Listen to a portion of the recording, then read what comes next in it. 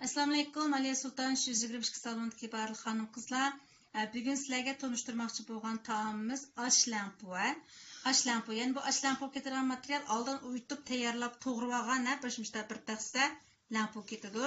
Andan keyin buning uchun qo'rimisi uchun muvofiq miqdorda 100 gram atrofida go'shtni ushoq to'g'rab olamiz, so'ng piyozni to'g'rab olamiz.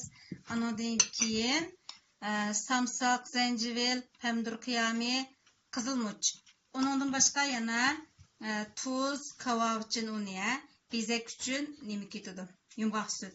Onundan başqa tam tetik qılır üçün tetim su, yani canyu, açıq su. Mən yana bir xil nima tayyorlab oldim, yani ko'kmush bilan samsaqni ushoq to'g'rab açıq su chilib oldim. Buni tam kirgizish uchun. Onundan başqa bir qo'shq atrofida kraxmal unini suvda eritib oldim. Bir tal tuxum, muvofiq miqdorda suv ketadi.